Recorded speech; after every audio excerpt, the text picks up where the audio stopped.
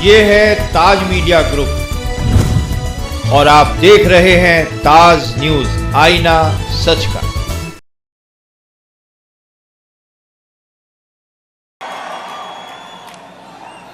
आप सभी को ये पर्दा नीचे रख दो प्लीज।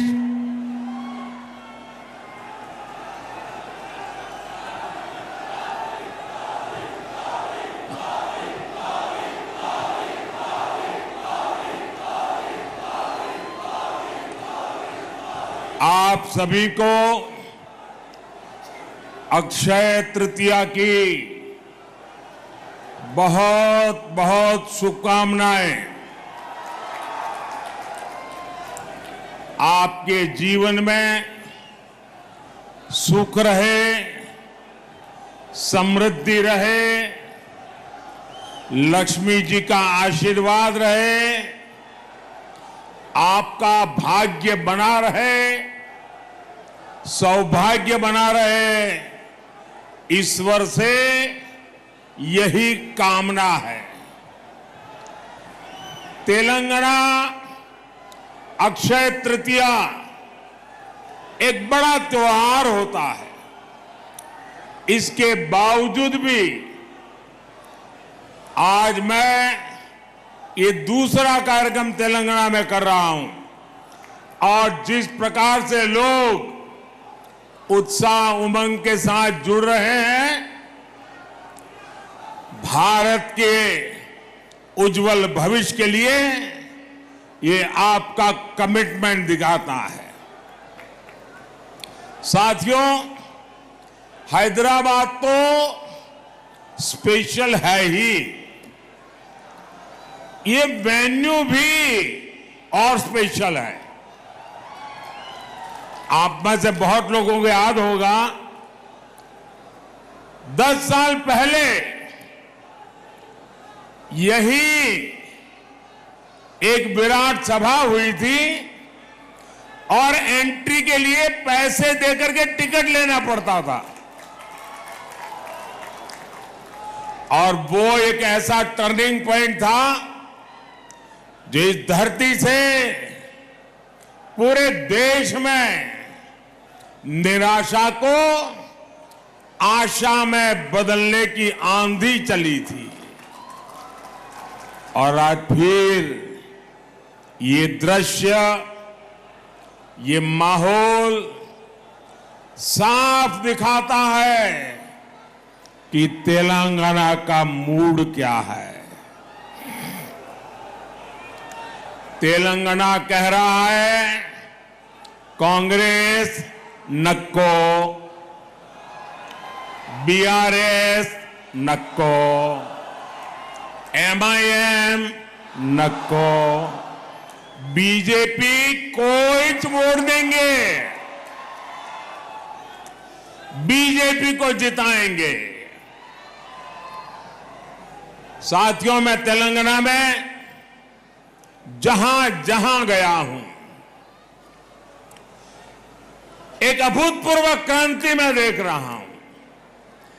तेलंगाना के परिणाम पूरे देश में उत्साह भरने वाले परिणाम आने वाले हैं। साथियों, 4 जून के नतीजे अब बिल्कुल स्पष्ट है। 4 जून को देश जीतेगा। कौन जीतेगा? कौन जीतेगा? 4 जून को 140 करोड़ भारतीयों का संकल्प जीतेगा और 4 जून को भारत के विरोधी हारेंगे। 4 जून को आत्मनिर्भर भारत अभियान के विरोधी हारेंगे। 4 जून को सीएए कानून के विरोधी हारेंगे। 4 जून को यूनिफॉर्म सिविल कोड के विरोधी हारेंगे। 4 जून को वोट जिहाद की बात करने वाले हारेंगे। 4 जून को आर्टिकल 370 के समर्थक हारेंगे। 4 जून को ट्रिपल तलाक के समर्थक हारेंगे। 4 जून को भ्रष्टाचार के समर्थक हारेंगे। 4 जून को तुष्टीकरण के समर्थक हारेंगे। साथियों, हैदराबाद सॉल्यूशन सिटी है। यहां हर प्रॉब्लम का सॉल्यूशन ढूंढा जाता है। आप मुझे बताइए, क्या भारत करप्शन जैसी प्रॉब्लम के साथ आगे बढ़ सकता है क्या? पूरी ताकत से बताइए, बढ़ सकता है क्या? बढ़ सकता है क्या?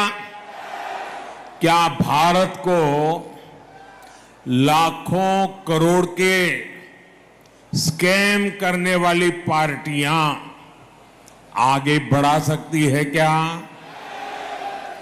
क्या यूथ की एस्पिरेशंस को इग्नोर करने वाली पार्टियां देश का भविष्य बना सकती हैं? क्या मिडिल क्लास के ड्रीम्स को कुचलने वाली पॉलिटिकल पार्टियां आपका भला कर सकती हैं? क्या हर प्रोजेक्ट में पहले करप्शन का पोटेंशियल खोजने वाली पार्टियां मॉडर्न इंफ्रास्ट्रक्चर बना सकती हैं? तो ये काम कौन कर सकता है?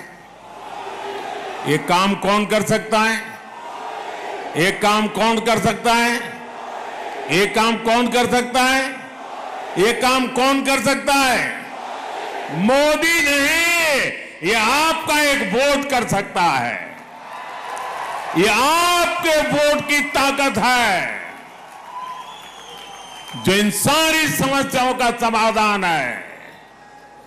आपने बीजेपी को वोट, एनडीए को वोट दिया। भारत भी अपनी दशकों पुरानी प्रॉब्लम्स के सॉल्यूशंस पर काम करने लगा। आज इसका परिणाम हम चारों तरफ देख रहे हैं।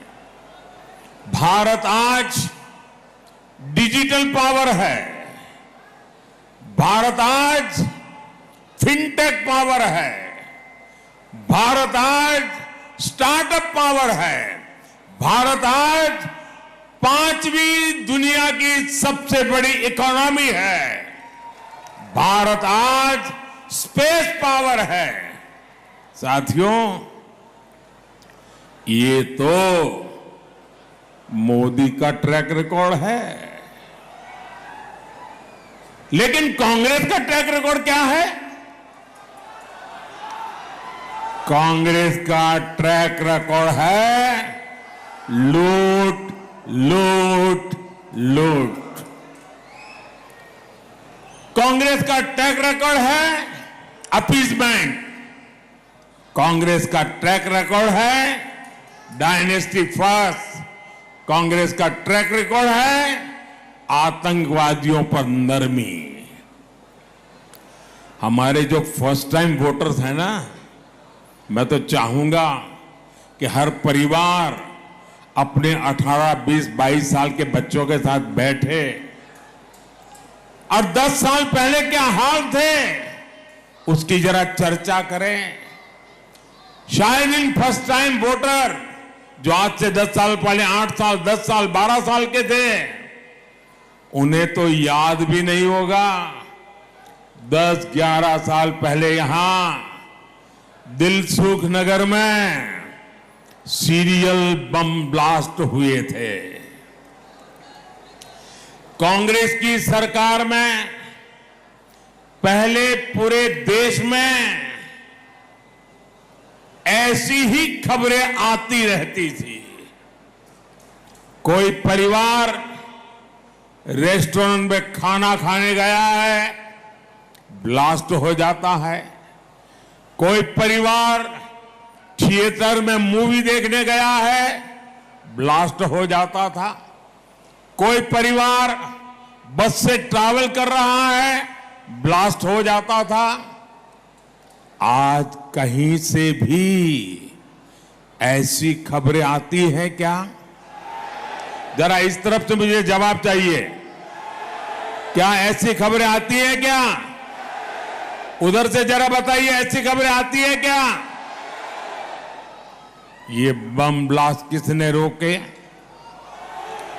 ये बम ब्लास्ट किसने रोके? ये बम ब्लास्ट किसने रोके? ये बम ब्लास्ट रोकने का काम आपने दिल्ली में एक मजबूत सरकार बनाई, मोदी को सेवा उसका अवसर दिया, तब जाकर के रुका है। लेकिन ये बात कांग्रेस और इंडी गठबंधन को पसंद नहीं आ रही है। देश में ये खून खराबा फिर से शुरू हो, इसके लिए कुछ ताकतें मोदी को हटाने में जुटी है। इसलिए मैं हैदराबाद से पूरे देश को सतर्क करना चाहता हूं। कांग्रेस को वोट देना मतलब वो पुराने दिन जो कोई अनजान पंजा आतंक को उसके साए में जीने के लिए देश को मजबूत कर दिया था, देश को मजबूर बना देता था। और इसलिए फिर से एक बार देश आतंक की लपट में आना नहीं चाहता है। साथियों, कांग्रेस हमेशा से एंटी मिडिल क्लास पार्टी रही है। आप याद कीजिए, जब ये सरकार में तो कैसी कैसी बातें करते थे। इनके एक नेता कहते थे कि मिडिल क्लास केयरलेस हैं। उनके नेता कहते थे कांग्रेस के, वो कहते थे कि जो आइसक्रीम पर पैसा खर्च करते हैं वो महंगाई की शिकायत क्यों करते हैं? याद है ना पुराने बयान? ये कांग्रेस के नेता सरकार में रहते ऐसे बयान देते थे। साथियों, इस बार भी कांग्रेस के मैनिफेस्टो में मिडिल क्लास के लिए जरा सा भी विचार नहीं किया गया है। लेकिन ये लोग मिडिल क्लास की कमाई का एक्सरे करके उसे अपने वोट बैंक की और उनको बांटने की घोषणाएं डंके की चोट पर कर रहे हैं। साथियों, आप मुझे बताइए, आपकी जो संपत्ति है उस पर आपके संतानों का अधिकार है कि नहीं है? जरा मुझे सबके सब लोग बताइए, क्या आपकी संपत्ति पर आपके संतानों का अधिकार है कि नहीं है? क्या कोई सरकार आपकी संपत्ति छीन करके आपके संतानों का अधिकार छीन ले, ऐसी सरकार आपको मंजूर है? साथियों, कांग्रेस ये विचार करके चल रही है। साथियों, कांग्रेस की नस नस में रेसिज्म का जहर भी भरा है। ये शाहजादे के उस्ताद अपने ही देश के लोगों को चीन का अफ्रीका का बता रहे हैं। शहजादे के उस्ताद की माने तो आज सभी भारतीय नहीं बल्कि अफ्रीकी है। कांग्रेस देश को टुकड़ों टुकड़ों में तोड़ने वाली मानसिकता के साथ बोल रही है। ये लोग भारत को एक राष्ट्र ही नहीं मानते, इसलिए आपको कांग्रेस से, इंडी अलायंस से बहुत सतर्क रहना है। साथियों, आप सभी जानते हैं कि शहजादे को ऐसे खतरनाक आइडिया ट्यूशन करके सिखाए जाते हैं और शहजादे को ट्यूशन पढ़ाने वाले ने एक और बात कही है। वो कहते हैं कि राम मंदिर और रामनवमी मनाना गलत है। वो कहते हैं कि भगवान राम की पूजा आइडिया ऑफ इंडिया के खिलाफ है। मैं जरा आपसे पूछना चाहता हूं, क्या भगवान राम का अपमान आपको मंजूर है? क्या पूजा करना गलत है? क्या पूजा करना देशद्रोह है? क्या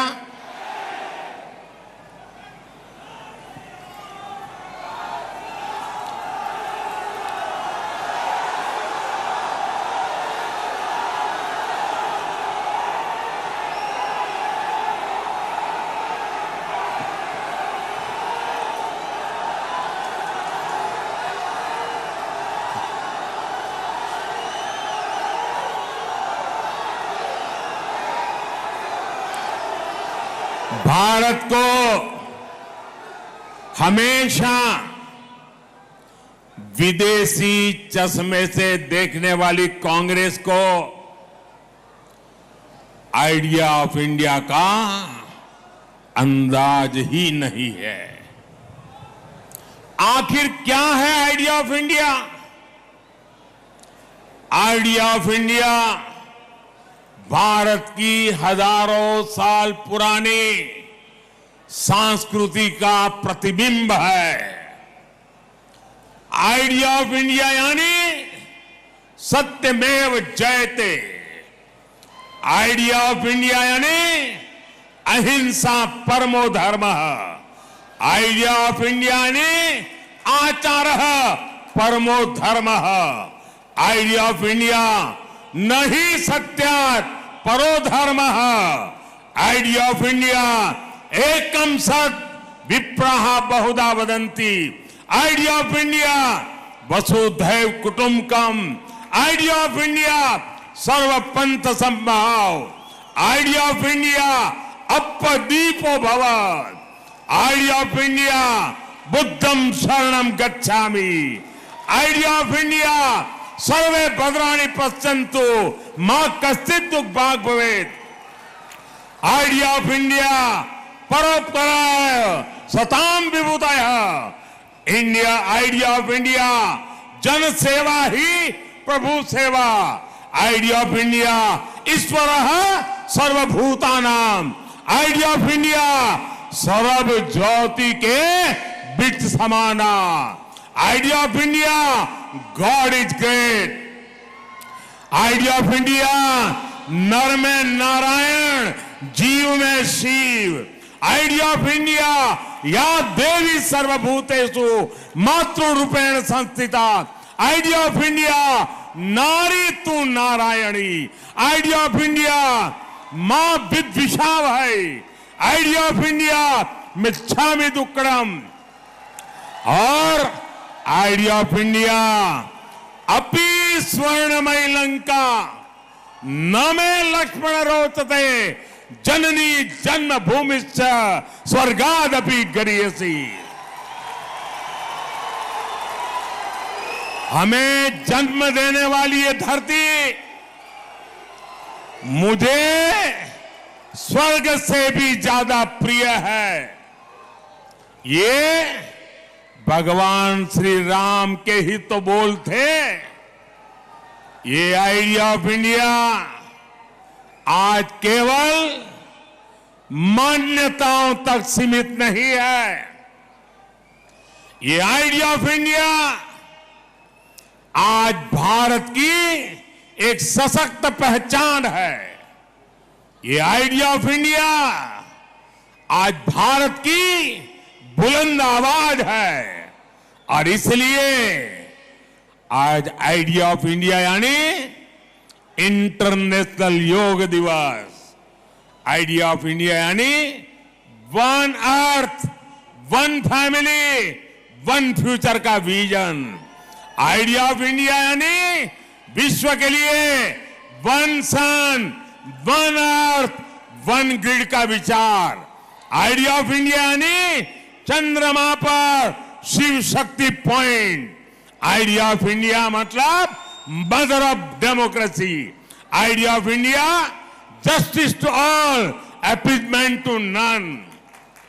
जिन श्री राम से हमें ये प्रेरणा मिलती है, उन्हीं प्रभु राम की पूजा को कांग्रेस आइडिया ऑफ इंडिया के खिलाफ बता रही है। साथियों, तुष्टीकरण के लिए कांग्रेस और उसकी जैसी सोच वाली पार्टियां कुछ भी कर सकती है। यहां हैदराबाद में भी MIM को इसलिए ही खुली छूट दी गई है,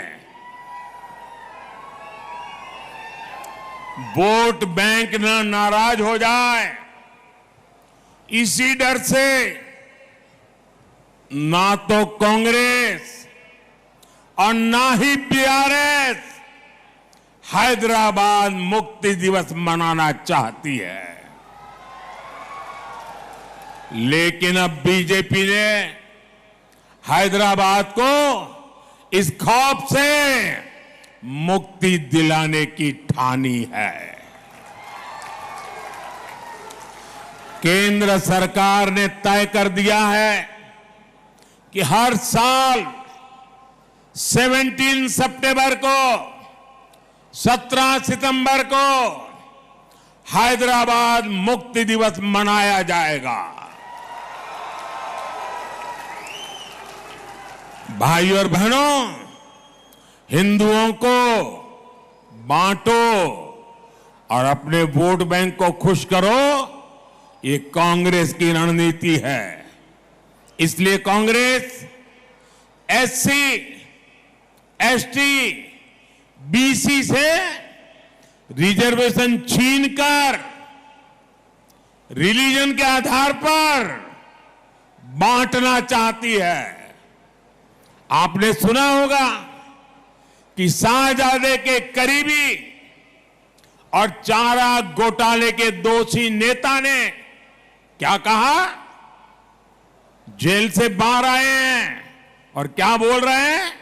वो कहते हैं मुसलमानों को रिजर्वेशन देना ही चाहिए। और फिर इतना ही नहीं, वो कहते हैं पूरा का पूरा रिजर्वेशन मुसलमान को देना चाहिए। ये लोग BC कोटा के रिजर्वेशन को खत्म करके रिलीजन के नाम पर रिजर्वेशन देना चाहते हैं। इसका बहुत बड़ा प्रभाव जो GHMC चुनाव में पड़ा था, वो हम सब ने देखा है। जिन सीटों पर BC समाज का हक था, वो उनसे छीन ली गई। कांग्रेस यही मॉडल पूरे देश में लागू करना चाहती है। साथियों, तेलंगाना में जब से कांग्रेस सरकार बनी है, तब से डबल आर टैक्स की भी बहुत चर्चा है।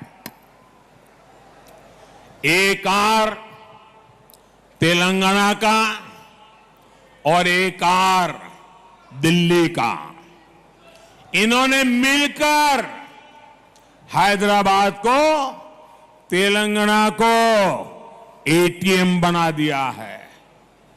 मैंने किसी का नाम नहीं लिया, लेकिन डबल आर टैक्स पर यहां के मुख्यमंत्री खुद सफाई दे रहे हैं। साथियों, यहां हैदराबाद में तो ट्रिपल आर टैक्स का बोझ आपको उठाना पड़ता है। यहां एक आर रजाकार का भी है। ये रजाकार टैक्स कैसे काम करता है, ये ओल्ड हैदराबाद में दिखता है। कांग्रेस बीआरएस के समर्थन वाली मजलिस के सांसद वहां लंबे अरसे से है, लेकिन वहां बेसिक सुविधाएं तक नहीं है। साथियों, हैदराबाद में हर साल बारिश में चारों तरफ पानी भर जाता है, लेकिन बीआरएस हो या कांग्रेस, किसी ने भी आपकी परेशानियों को नहीं समझा। हर साल पब्लिक परेशान रहती है। इससे हेल्थ और एजुकेशन, हर सर्विस, उस पर बहुत बुरा असर पड़ता है। यहां पावर कट से लोग परेशान हैं। साथियों, बीजेपी तेलंगाना के तेज विकास के लिए प्रतिबद्ध है। तेलंगाना को पहला एम्स किसने दिया? तेलंगाना को 4 वंदे भारत ट्रेन किसने दी? तेलंगाना को सेंट्रल ट्राइबल यूनिवर्सिटी किसने दी? तेलंगाना में बंद पड़ी फर्टिलाइजर फैक्ट्री किसने चालू की? टर्मरिक बोर्ड किसने बनाया? एनटीपीसी का बड़ा बिजली कारखाना किसने बनाया?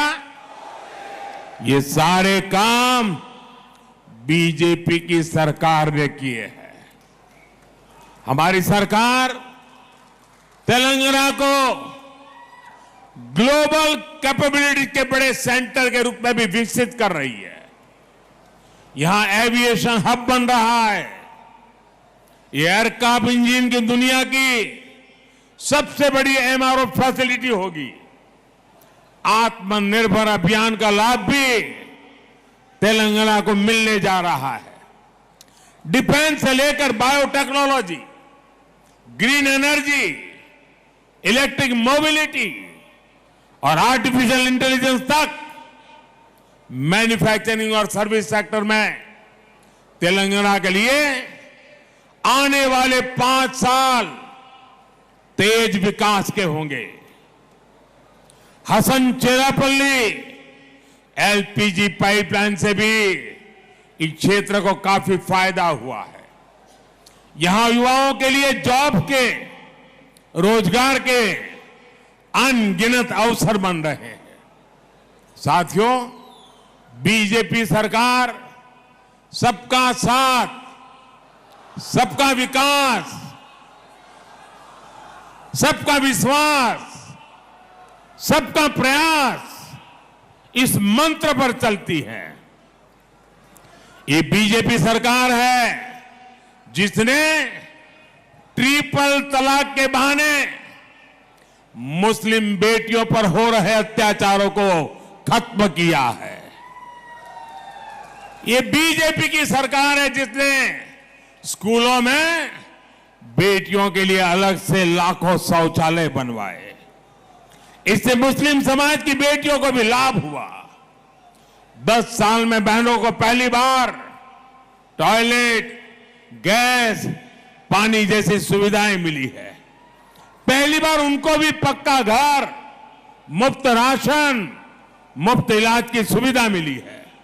इसलिए हर मां बहन कह रही है, मातृशक्ति कह रही है, फिर एक बार, फिर एक बार, फिर एक बार, फिर एक बार। साथियों, बीआरएस को दिया आपका वोट कांग्रेस को ही मदद करेगा, और कांग्रेस को दिया आपका वोट भी केंद्र में सरकार नहीं बना सकता। इसलिए आपको भारी संख्या में भाजपा के पक्ष में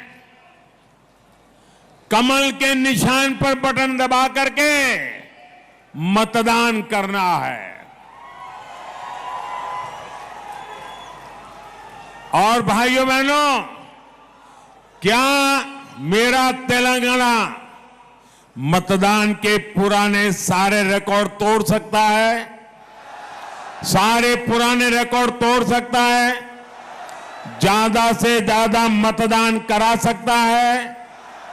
इस चुनाव में भाजपा सभी लोकसभा सीट तो जीतने वाली ही है, लेकिन मुझे ज्यादा से ज्यादा पोलिंग बूथ जीतने हैं। क्या पोलिंग बूथ जिता सकते हैं? पोलिंग बूथ जिताएंगे, पूरी ताकत पोलिंग बूथ जिताने में लगाएंगे। भाइयों बहनों, इस चुनाव में सिकंदराबाद से मेरे साथी जी किशन रेड्डी जी, हैदराबाद से बहन माधवी लता, अब मलकाजगिरी से श्री एटला राजेंद्र, चेवल्ला से श्री कोंडा विश्वेश्वर रेड्डी, और भुवनगिरी से डॉक्टर बुरा नरसैया गौड़। इन सभी साथियों को विजयी बनाना है। बनाएंगे, ज्यादा से ज्यादा मतदान कराएंगे। अच्छा, मेरा एक काम करोगे? ये चुनाव वाला काम नहीं है, मेरा पर्सनल काम है, करोगे? ये मोदी का पर्सनल काम है, करोगे? इनमें से किसी का काम नहीं है, मेरा है, करोगे? जरा हाथ ऊपर करके बताओ, करोगे? अच्छा, तो मेरा काम बहुत सरल है। ज्यादा से ज्यादा परिवारों में जाइए, उन सबको मिलिए और उनको कहिए, मोदी जी हैदराबाद आए थे, आप सबको नमस्कार कहा है, परिवार में सबको जय श्री राम कहा है। मेरा नमस्कार पहुंचाएंगे, मेरा जय श्री राम पहुंचाएंगे। जब परिवार के सब लोगों को मेरा नमस्कार पहुंचेगा, मेरा जय श्री राम पहुंचेगा, तो परिवार के हर कोई मुझे आशीर्वाद देंगे। और जब परिवार का हर व्यक्ति मुझे आशीर्वाद देता है तो मेरी ऊर्जा अनेक गुना बढ़ जाती है, और मैं उसे आपकी सेवा अधिक क्षमता के साथ कर सकता हूं। बोलिए भारत माता की, भारत माता की। बहुत बहुत धन्यवाद।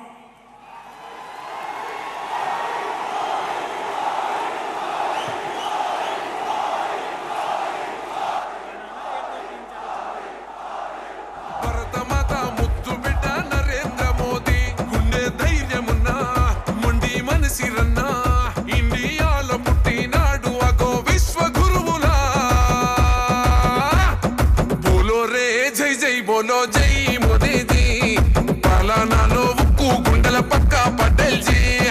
बोलो रे जय जय बोलो जय मोदी जी, कंडी रेप्पई काचे इंडियाने